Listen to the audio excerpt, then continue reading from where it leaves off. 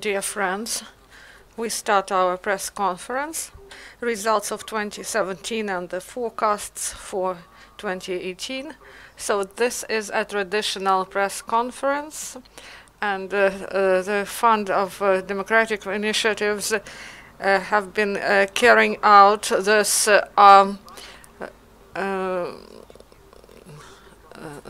briefing for several years. So now we are going to provide some results and forecasts.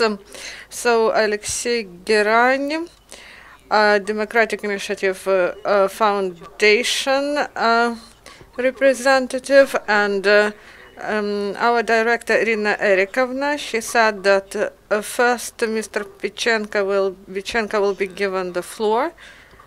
So Andrii Bychenko, director, Razumkov Center, Sociological Service. Welcome.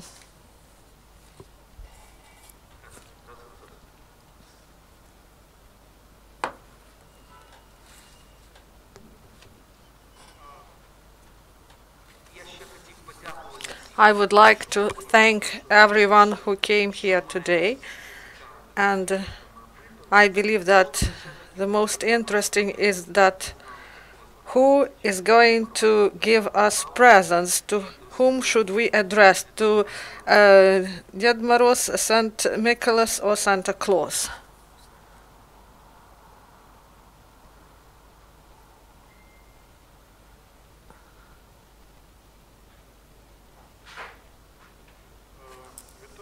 Good afternoon, everyone. I would like to start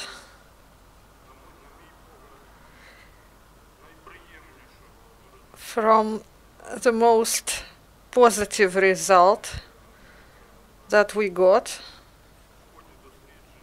in the course of the survey we carried out together with the Democratic Initiatives Foundation. The result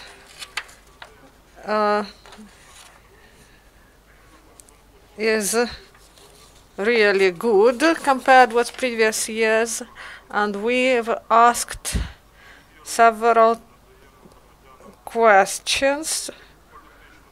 What political event is the event of the year in Ukraine, in the world, and who can be named a politician of the year in Ukraine?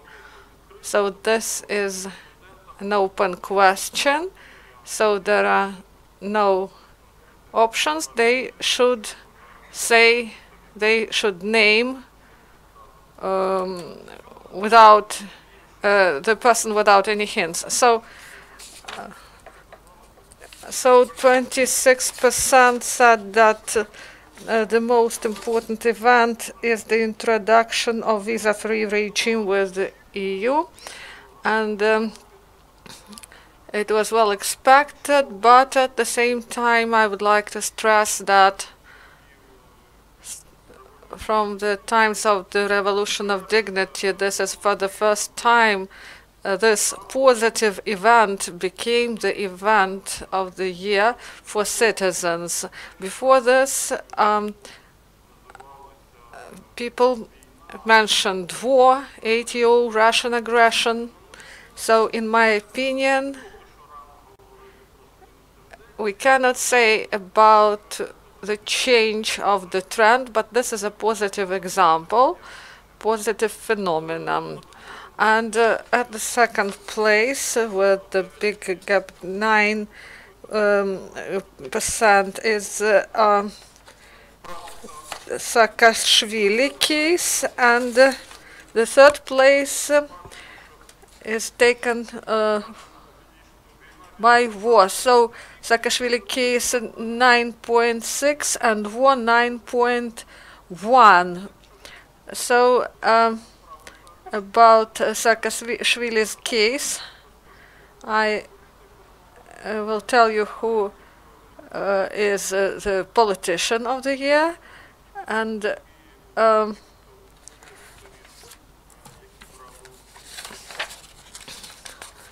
so this case continues. This is a long-term process, and they have reached one thing. Saakashvili's case is now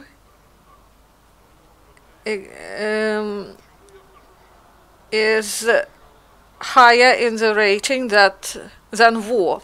So if we are considering who is the politician of the year, so this is Pyotr Poroshenko, but only 10% mentioned him, so this is really low. And the last year we had the same result. There is no change, but second place is Mikhail Saakashvili, 7.3. So this case shifts the attention of people from those problems on which they focused a lot. And if we would ask a question about the show of the year, I believe I know who would be able to win in this nomination. The third place is taken by Yulia Tymoshenko, 6.4%, Oleg Leshko, 5.3%, Vladimir Grossman, 4.9%, Vadim Rabinovich, 4.2%, Anatoly Gritsenko, 2.1%, and others left less than 2%. So, and in any case, we cannot compare with the ratings. And so ratings and elections, these are different things, and we cannot compare them with our rating.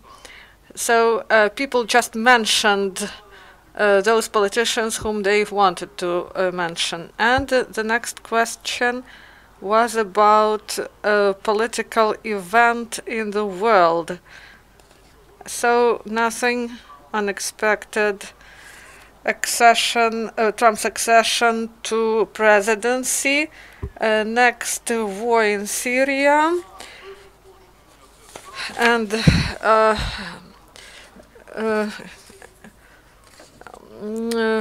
war, 4.8, terror in the world, 4.4, North Korea nuclear testing, 3.6, Brexit, 2.9, sanctions against Russia, 2.5, and others are left less than 2%. And the other issue that is traditional, at the end of the year we ask citizens to say in what way did the situation change in different areas. So whether it changed for the better, for the worse, or didn't change. And here I would like to say that, taking into account some inertia of public opinion, here, in my opinion, it is really important to compare this figure with previous data. So citizens in all the spheres, the number of people who believe that situation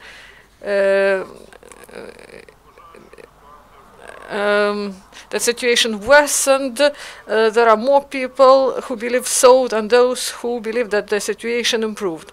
And also the situation with the military capability of the state.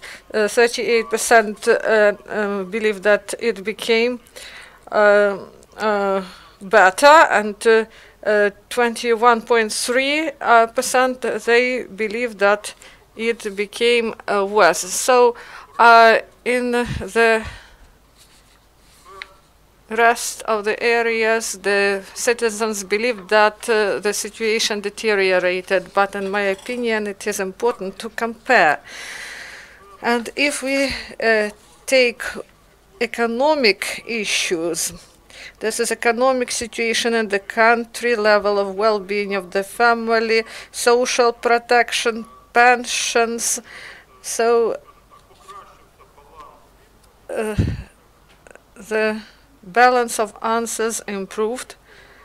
There are more people who believe that the situation improved, and less of those who believe that the situation became worse. Then, taking into account the inertia of this public thinking, we believe that we have positive changes in this.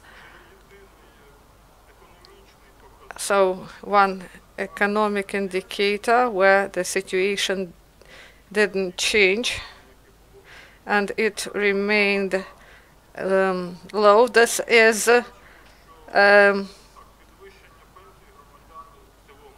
salary, and pensions were assessed better, and it was assessed better than the increase of minimum salary, and also such areas that are pronounced as priorities after the revolution of dignity, level of democracy, level of freedom of speech, even international image of Ukraine, adherence to law by civil servants. Here, compared with previous years, more people believe that situation became worse. So the balance of assessment of these indicators decreased, and we may say that society feels that there is less democracy, less democratic changes. And as a consequence, in order to be brief, so the attitude of people toward the power, the state, they assess the state better, but 3.7 believe that it became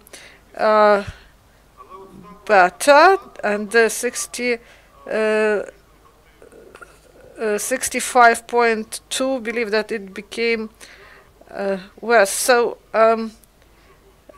the citizens see that the state, that democracy decreases in the state. So the situation on the whole, 69.3 believe that the situation became worse, and the rest believe that the situation didn't change, or they were not able to provide an answer. Thank you. Vadim, you are given the floor. Thank you. So, Iryna Bekeshkina is given the floor. So, I would like to start with negative and we'll end with positive things. So, we always ask, do you believe that situation in Ukraine is developing in the right or in the wrong direction? So 75% believe that in the wrong direction, and this is more than during the previous years, and 14 believe that the state develops in the positive direction. And before this, people believe that in times of economic crisis and in 2014, 2015, when we had economic crisis, we had the same survey. So why people believe that we are heading in the wrong direction? And each year we have the same thing. So the war is ongoing, and also economic reasons are really serious. High level of corruption, salaries go up, and salaries are lagging behind. So it is difficult to live on pension. National currency is devaluating. So except a war, there are economic problems that are stable, and these problems remain unresolved. So why such a small number of people believe that we are heading in the right direction? So this is about visa-free regime.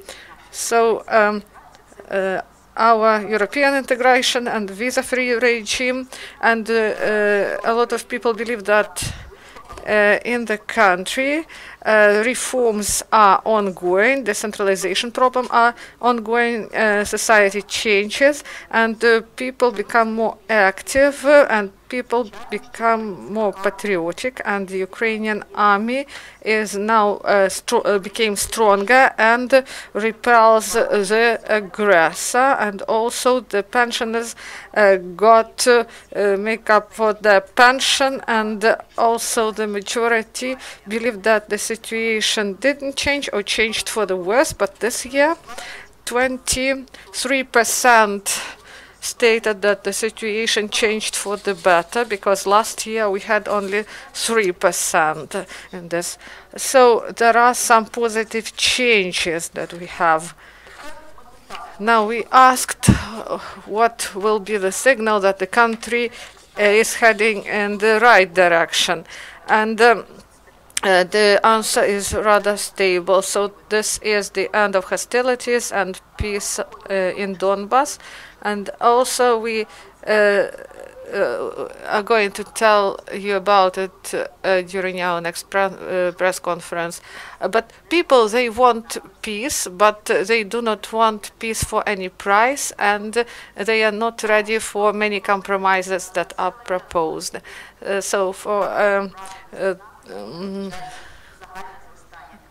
people believe that there should be overall increase of economy, and bringing to responsibility those who are involved in corruption, and the creation of new employment. So do people believe that Ukraine is able to overcome difficulties? Only 21% believe so. Last year we had 17%, and 46% believe that it can be done, but in the not in the nearest future. So many people believe that we will be heading in the right direction and will overcome difficulties. So about political preferences. So about foreign policy, the majority of citizens believe that we should 57% believe that we should join EU, and 57% believe that we should join EU, and 16% believe that we should join customs union. So also for people, the introduction of visa-free regime is really important. 48% of Ukrainians believe that this is really important, and this is more than the number of people who have foreign passports, biometric passports. And also we asked about the attitude towards NATO. The majority believes that 38% believe that NATO is the guarantee of security, and also there are people who believe that the United States can protect us. So 43% on the whole.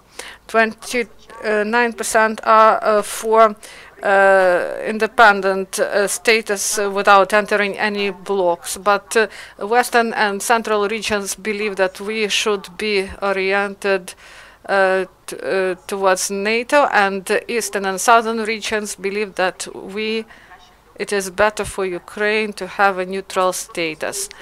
And about the referendum, if it would be held, 64% would take part, and so the results went worse compared last year, not radically, but there are eastern regions would vote against. And about the New Year, this year for the first time we asked New Year's questions, and now we are speaking about positive things. 86% of Ukrainians love New Year holidays, and why do you love them? So the main is meeting with friends, and that children like this holiday, and that these are holidays.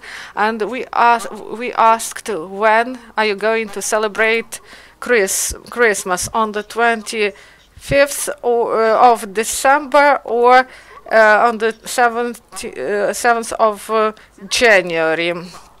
So a small percentage said that 12.5% will celebrate both Christmases on the 25th of but the majority, more than 70%, say that they will celebrate on the 7th of January. So traditions are hard to change. What is of interest? 59% of Ukrainians said that this year they were happy, and we have less people who felt unhappy with this year. So despite all the difficulties, despite all the problems, people felt happy. In all the regions except Donbas. In Donbas, people were not happy. So Andrii Bychenko can confirm this. We asked questions.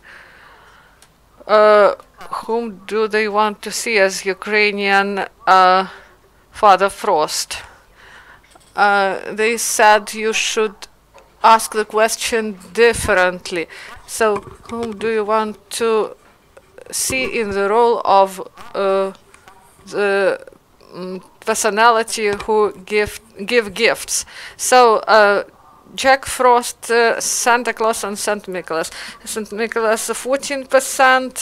These are Western regions, and less voted for Santa Claus, and 22% said that they do not care who it will be, but the majority gave. The majority of people want health, want to have health, peace in their family, and when we asked, whom do you want to see in this capacity, Jack Frost or St. Nicholas or Santa Claus? The majority didn't mention anyone, so this was an open question.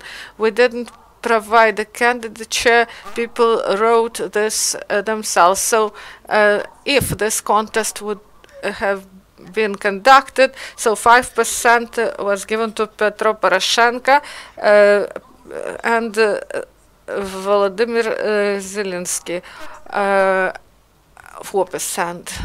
So about pleasant things, I was really surprised. We ask every time, what feelings do you have when you think about the future of Ukraine? If compared with previous years, so positive feelings prevail. Hope, 51%, optimism, 31%, and concern, 38%. But optimism, 31%, this was after the Orange Revolution. And there are different negative feelings, fear, and concerns, but positive trends prevail, and in all the regions except Donbas, where there is uncertainty. In all other regions there are more positive feelings, and the majority of population, 73%, believe that they feel themselves Ukrainians. And I believe that optimism is this cherry on the cake. The optimism rose. Maybe this is because New Year is close, but the result last year was worse. So Donbas was mentioned several times in this, and I saw one figure that confirmed previous results of the survey. We ask so page 19. So people believe that they are citizens of Ukraine, 73%, and this is the rise of Ukrainian identity, and this figure rose after the Revolution of Dignity, and now you can see the figures concerning Donbas.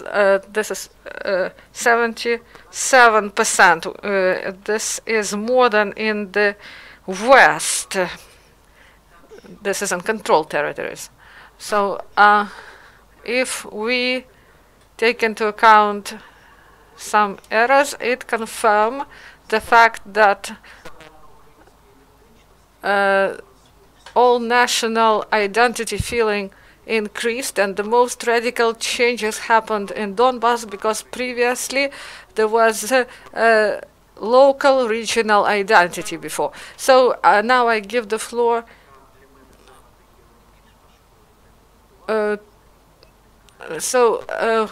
we are going to speak about economy now, and I give the floor to Vyshlinskyi. So he is Executive Director, Center for Economic Strategy. Thank you. If we look at the survey, we see that in the majority of cases, overall attitude of Ukrainians toward the situation in Ukraine, this is concerning economy mainly. So there is acceleration of inflation. The prices went up and exceeded the forecasts of the National Bank. The salaries increased and the pensions increased, but if salary and pensions increase, but people remember about hyperinflation, psychologically, for people this is painful, even if salaries and prices increase at the same time. So what should be the main signal that the country is heading in the right direction? We understand that peace in Donbas is not fully under control of Ukrainian side. So 50% of people believe that there should be more attention towards economic growth, and I would like to speak about the main successes and failures of this year in the sphere of economy. The victories of the year, 3 of them. So autumn package of reforms that was promoted and that was important concerning setting priorities for the government. So this is adoption of pension reform, and here respondents, Ukrainians, agree with me. They saw this reform. This reform is the first important reform after visa-free regime, and after this Saakashvili case and war, 6% considered this pension reform. So this is balancing of the pension system and the long-term prospect and increase of equality, taking into account the number of years of employment. Also the start of healthcare reform. This is also a very important reform. So they tried to do something with pensions. They increased gradually pension age, but healthcare system was not reformed before, and here we see big opportunities.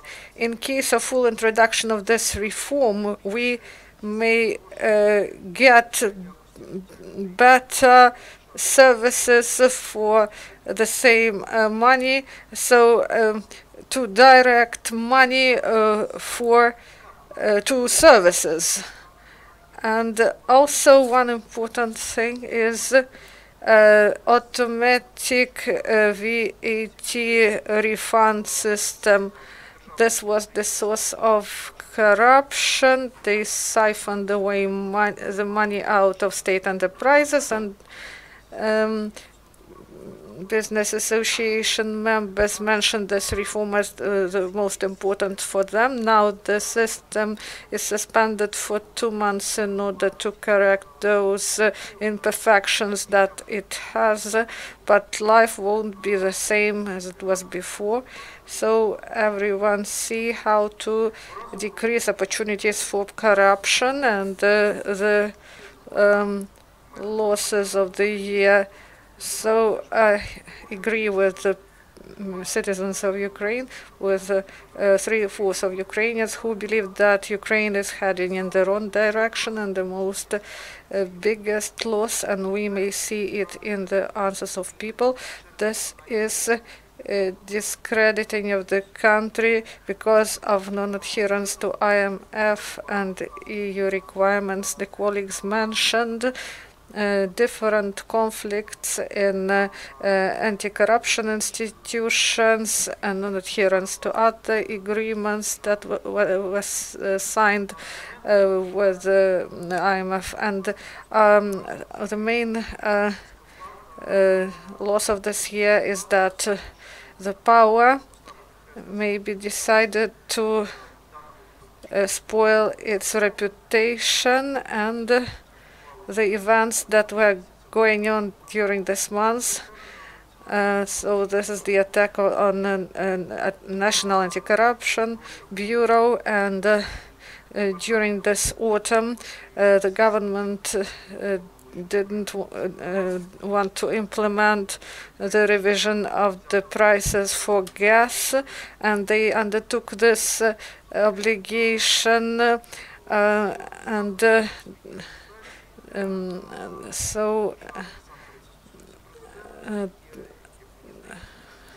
so this is dangerous for the country, and the citizens see what is going on, and this is reflected in this balance of right or wrong direction.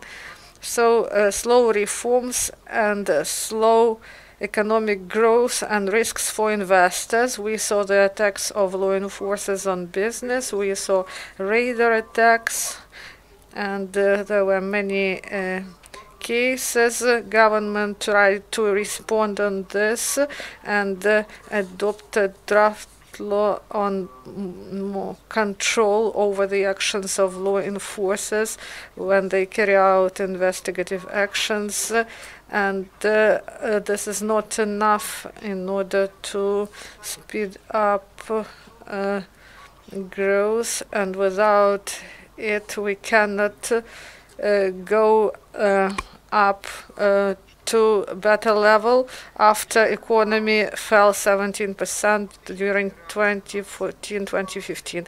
So the blocking of separate regions of Donetsk and Lugansk Oblast, we understand that this year we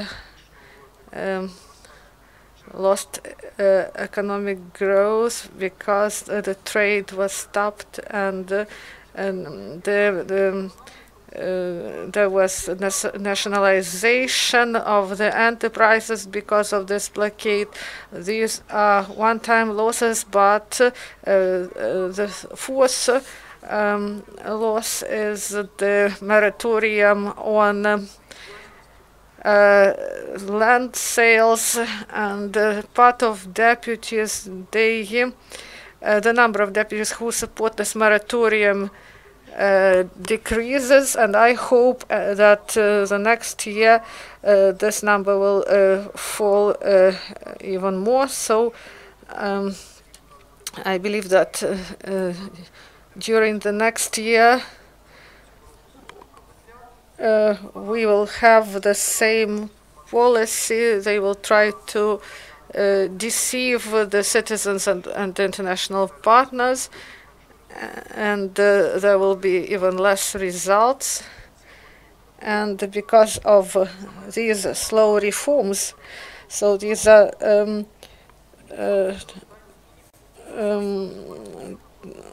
so we will have less financing for foreign debt and minimum investment in the economy and the loss of reputation, increase of trade, migration, and we will see the delay in creation of anti-corruption court, and then it will be created, because otherwise we will have a default in 2019.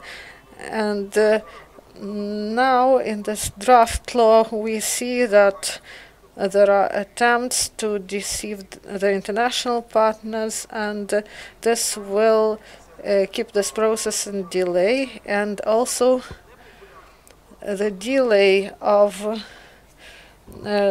so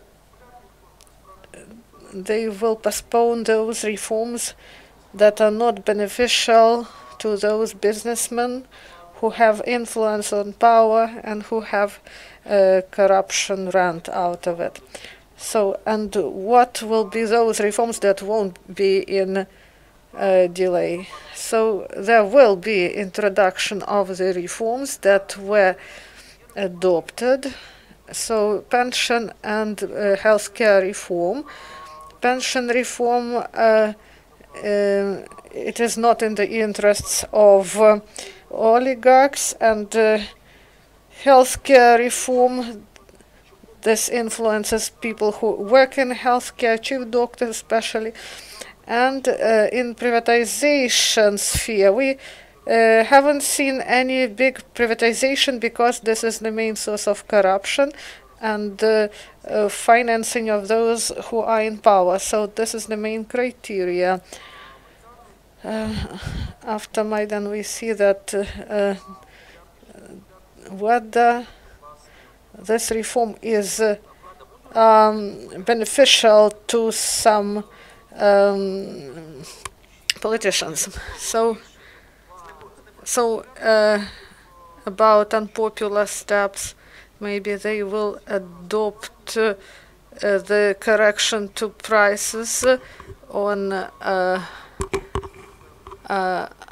oil and gas. Otherwise, there will be a default if this obligation is not implemented. IMF won't provide money, and this is a big gap in the budget.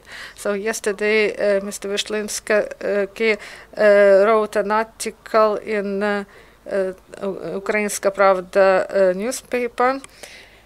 So you may read this post in Ukrainska Pravda newspaper. So we spoke about economy, but politics influences everything, and Ihor Kohut, director of USAID Rada program, is given the floor, and he tries via this program to positively influence the processes. Thank you very much for this opportunity to speak. USAID Rada program tries to provide an agenda and to help Parliament in internal reform, and here I would like to say several things about this survey.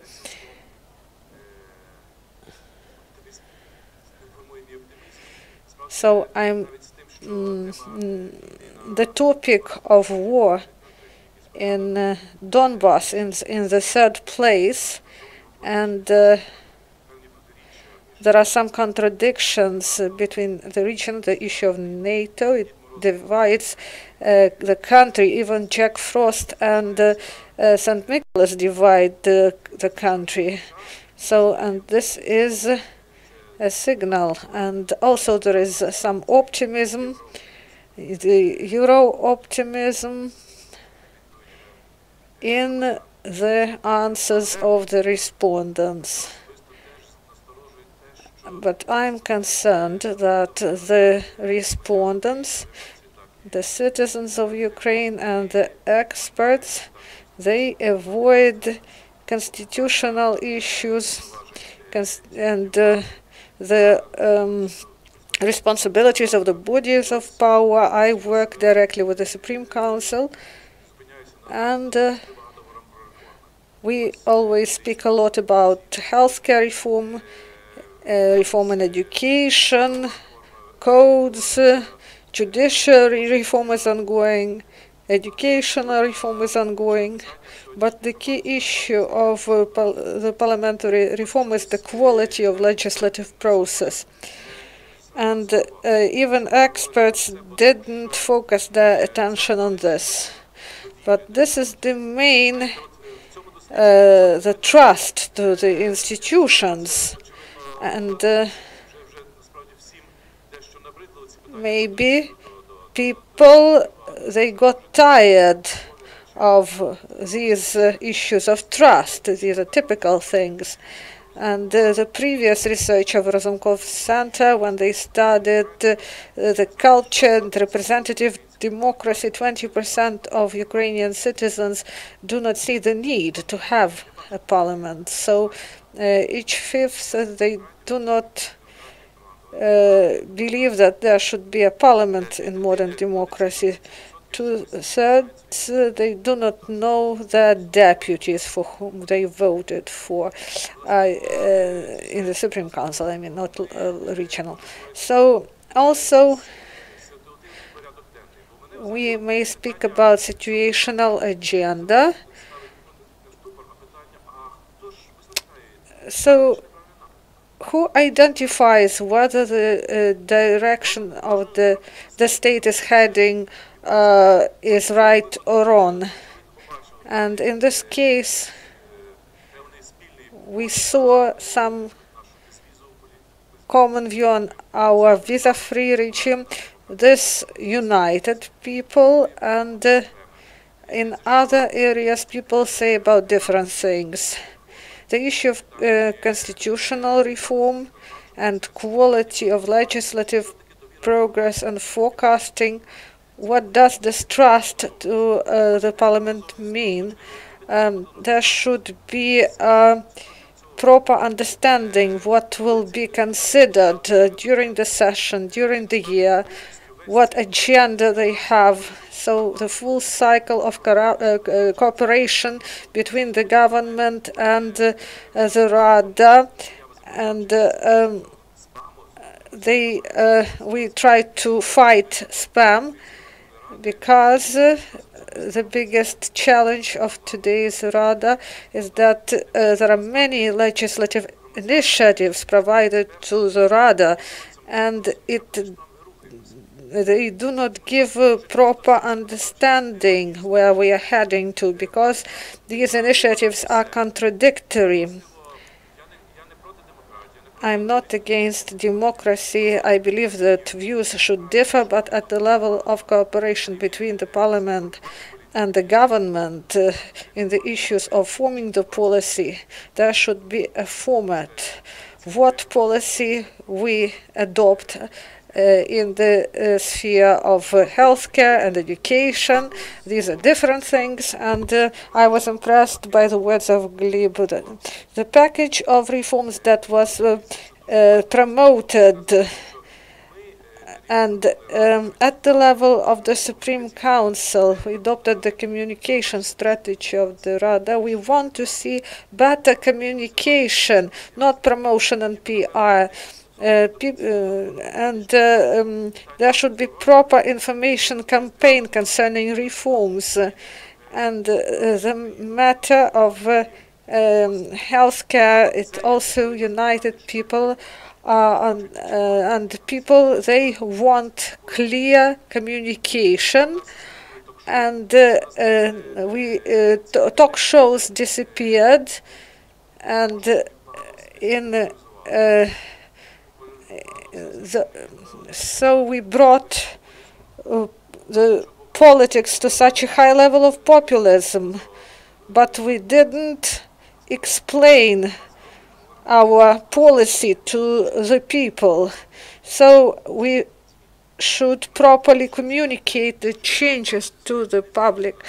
So the issues of VAT refund, the issues of education reform, so the focus can be brought to these issues in a proper way. And I would like to call on experts and the citizens to pay more attention to the factor of state building. Maybe it is weird because now we have 27th year of our independence, but we should start institutional building of our state, because first convocation of the parliament, it provided the act of independence, and we didn't move further, and we lost the gene of follow-up. So we adopted something, and then we started to search for some new things, and we forgot what we did before. For example, the issue of the Chamber of Accounts. So this is important for every state, for every parliamentary republic, the audit of public funds. We adopted the law, but we cannot create a proper body. Also, Central Election Commission. We cannot move further. We cannot realize this format. So these bodies, they should be formed based on the independence. They should not depend on factions or parties. So we should reinforce institutions. We should form them on an independent basis.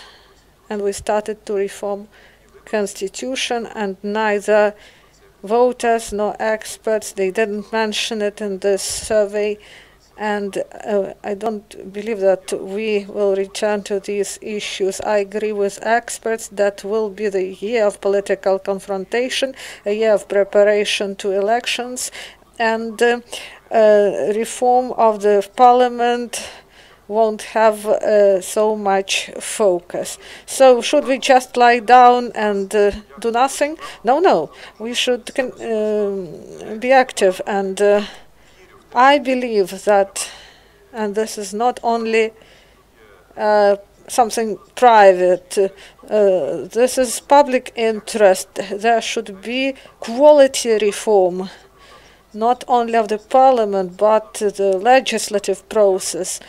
And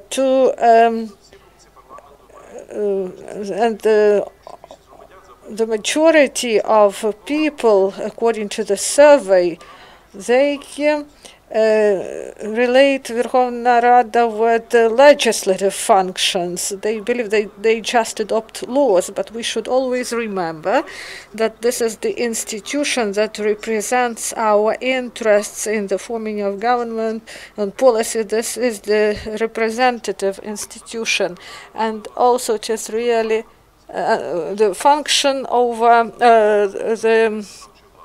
they should also supervise the legislative branch, and also something should be done during this year before elections.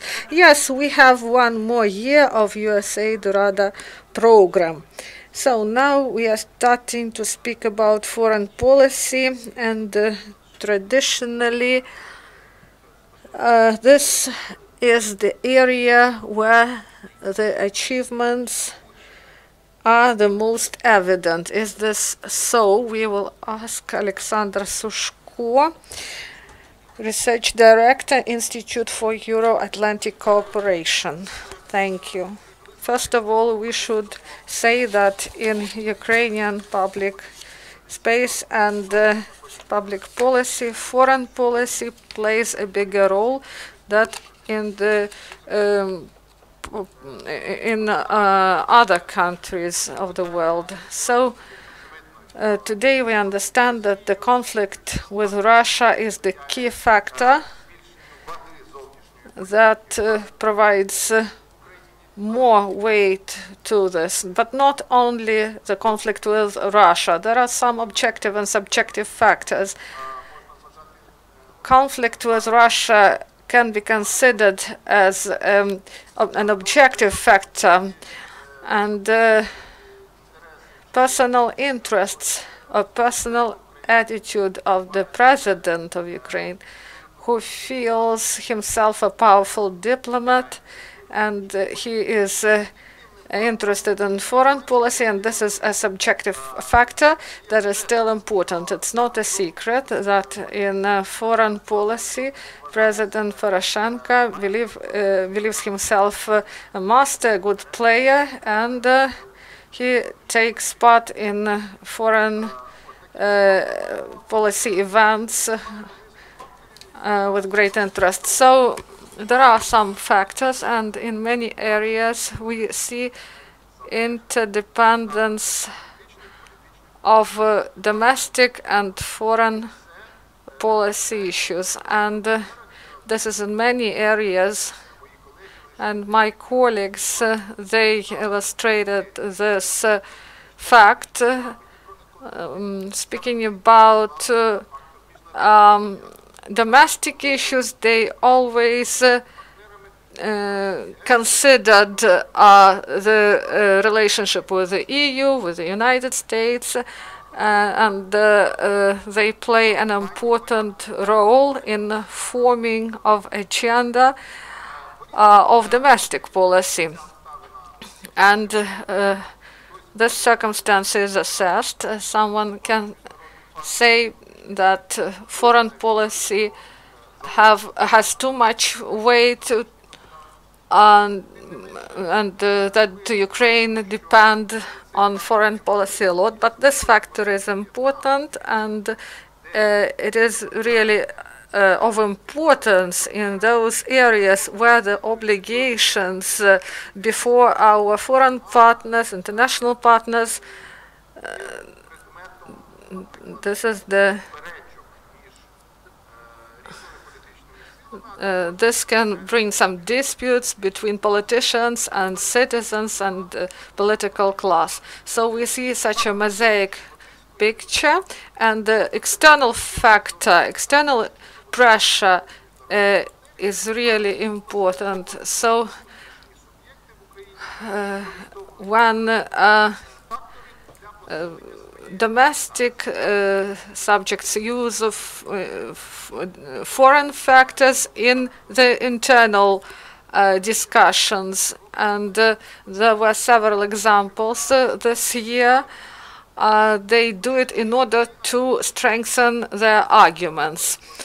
So Ukraine is in conflict with Russia, and it became more dependent on Western countries. We need international support and solidarity in the conflict with Russia. This is the issue of international sanctions, and also the issue of support of reforms and different forms of different support, and other forms of support from different international entities, and also the factor that international obligations and the development of economy, and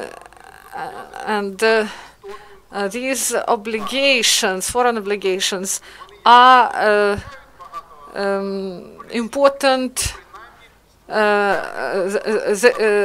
They create a corridor, and Ukraine follows this way, and it is difficult to say whether it is good or bad, but we see that in many cases this simplifies the formation of agenda in Ukraine.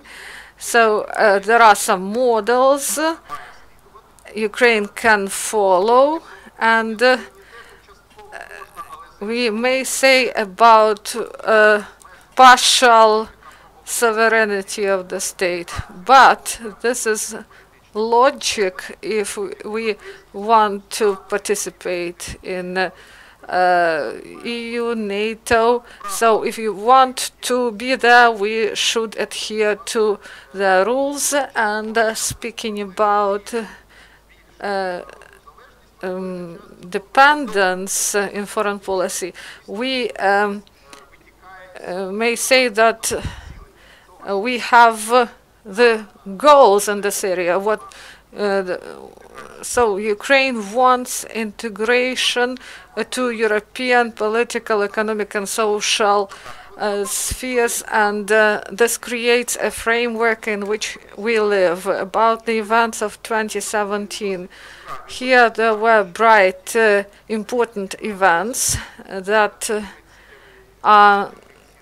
underlined the goals that were set long before. This is visa-free regime and the association agreement with the EU, and this process lasted for 10 years, and now we have the agreement that is in force. We see some consequences in economy, the significant increase of the role of the EU in our foreign relations, and we see that Ukrainian business finds access to the EU, and this is now a key market, because before this we have a relative balance between the countries of the former Soviet Union and the EU. And now the majority of Ukrainians, they are for the European Union, and we see the response of the market and its orientation to the West, to the European Union. And this creates better picture. And several years ago, we stopped to hesitate, and Russia, by its actions, helped us to provide this identification. And it doesn't mean that all concept issues are resolved. We see the discussion not on the line of East and West, but on the line openness and non-openness. So there are proponents of European integration and all the processes, and on the other side there are those forces, political and economic forces, they are interconnected, that are interested in some isolation of Ukraine. They want it to be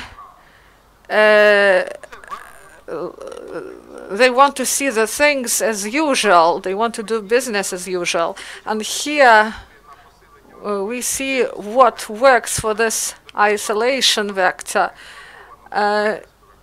Even if European vector is declared, but the European vector is reinforced due to political and economic interest of some groups. So the dominance of European vector created vulnerability of political class, and international partners demand transparency, accountability for further development of standards and procedures, and it creates discomfort to political classes. They used to live differently, and they got accustomed to it. So we see now the consensus of political class, the majority of them. It creates discomfort for them, those norms. Anti-corruption actions, transparency, declarations, many norms. Political class, it feels that this is not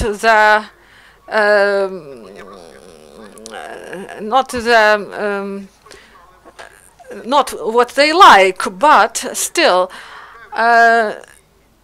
some traditional business communities, they feel that they lose because of introduction of the association agreement, free competition, emergence of the new entities in the economic field. So they have all old instincts. They do not want to be transparent. They do not want to introduce new things. And here I would like to say about the forecast for the next year. So I believe that there will be consolidation of alliance of those who prefer isolation, those who like the isolation, and those who do not want to implement actions concerning democratic processes. And now we do not have the dilemma of the East and West, but we now have the dilemma between those who want openness and those who prefer isolation. And in the context of elections, we think that this will be the main topic. They will ask, maybe we went too far in cooperation with the East. And this will be said by those who want to do business as usual. So we should be ready that the next year we will have even less victories. This year we had the visa-free regime, the association agreement, and the development of relationship with the United States. And I believe that maybe next year we won't have such events that will be equivalent to those events that happened this year. So we cannot forecast bigger changes in the views of people. So these events, they are considered. So I do not expect bright events, bright foreign events for Ukraine. So we should prevent skepticism and thank you for your attention. For me, it is really interesting. This is formation of the new dilemma in our foreign policy. This vector of openness and isolation is really interesting, and organizers gave us some more time for discussion, and we are grateful to them for this. So please ask your questions. If you have questions, please introduce yourself and ask a question. Good afternoon. Andrii Golub, Ukrainian Week. I do not know whether you compared with other countries, but I believe they also ask such questions. So people believe that things go in the wrong direction. So with whom can we compare Ukrainians in this, with what country? And and about the reforms, how did this reforms reflected on the rating of politicians? So please go to Economist site. Yesterday I saw such data. So it was about Spain. So we are lagging behind, actually. We are not in the middle if we are speaking about heading, about the issue of heading in some direction. About the ratings, we will be speaking about it after the new year. We have ratings of trust and ratings on elections. Today we decided not to discuss this, and after the new year we are going to make it public. So we will make this public after the new year, and the results of the survey is really interesting. So the most successful politician of the year is Groisman, second place Poroshenko 17, and with a big gap Saakashvili. So whom you believe is the least successful? So this is 13. So they assess with the plus and with the minus. And when I answered this question, I asked how can I assess success? So success in their own ratings and success concerning what it gave to the country to bring changes to the country. So I answered that we do not have successful politicians. Thank you. Leonid Khomyakov.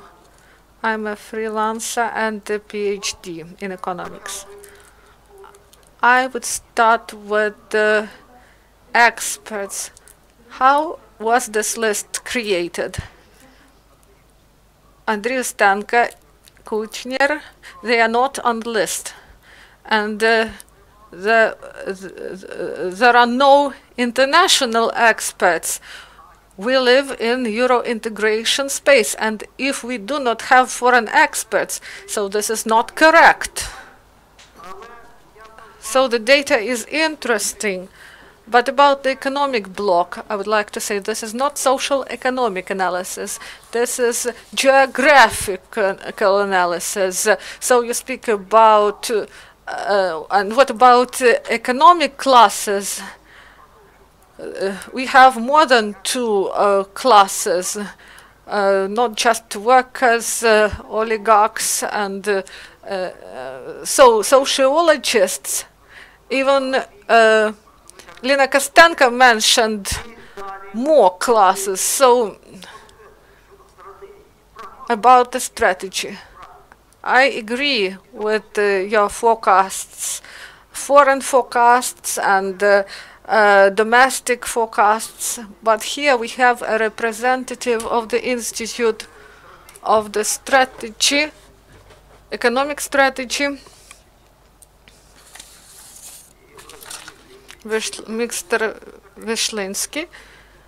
Strategy is the planning of the future for 5 years or 50 years as they had it in the West. I didn't hear about strategy and what resources we have in place that guarantee that we can reach those strategic goals. Thank you. About the first question, so about the list of experts, we have more than 100, even 150. So we send questionnaires and people answer, and we cannot influence on these people. We are not economic organization. So most experts are political experts, and they provide subjective view and about economic issues and economic bloc. There are organizations who carry out more targeted surveys, surveys of population and experts. So the Institute of Burkovsky the Institute of Economic Research and Political Consultations, and they carry out business surveys. Directors, experts are involved, and the Center of Economic Strategies. And I hope that Mr. Vyshlinskyi is going to add. So I agree with Oleksandr.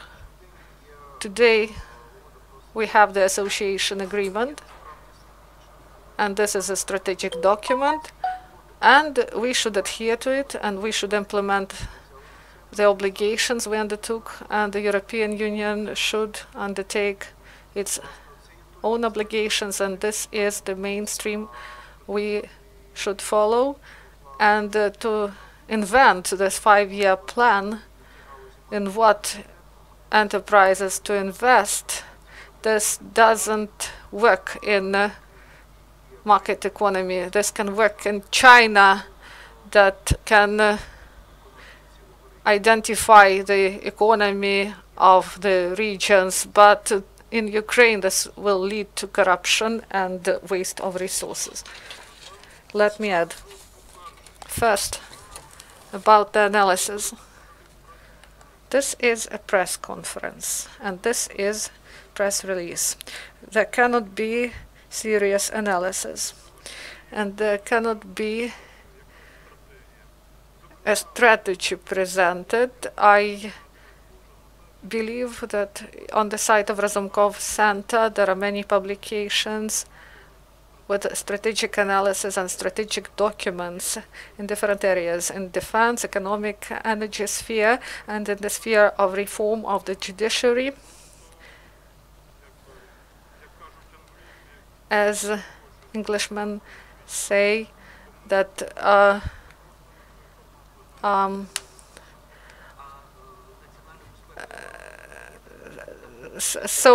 you should look this you can find this information on the site. So national security and defense, we have such a magazine, and each edition is dedicated to some area. There are political and social issues, and there are surveys of citizens and experts, and this is all shown in dynamics. So this is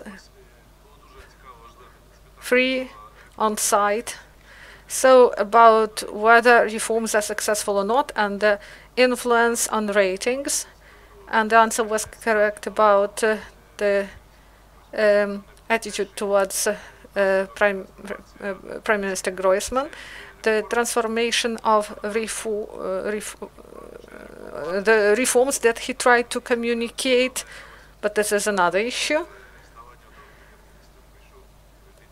So in this survey, Mr. Groysman is mentioned as a successful politician. So the government, the cabinet of ministers, this is the collegial body.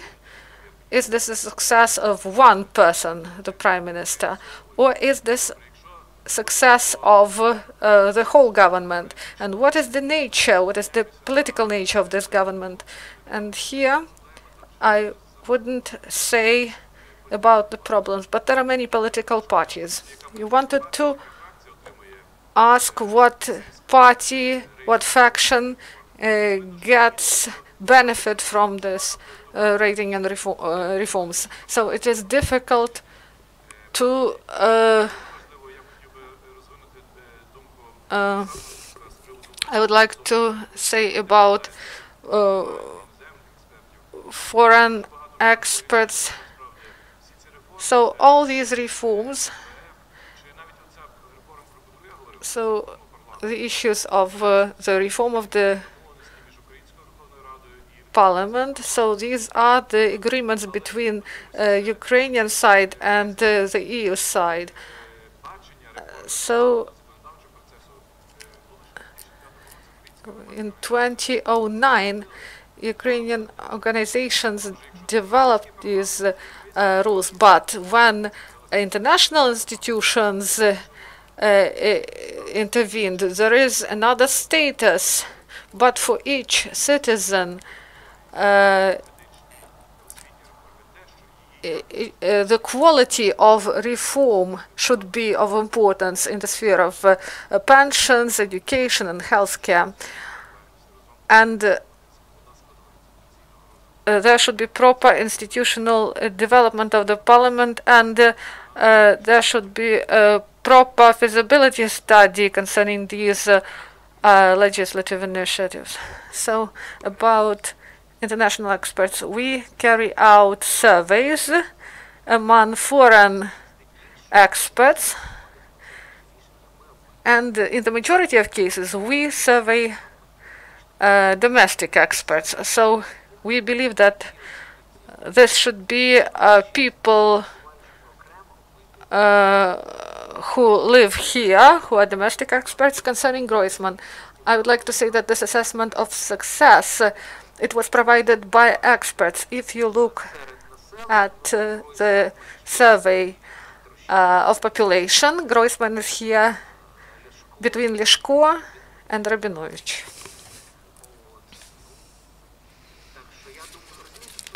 So there is a difference of perception.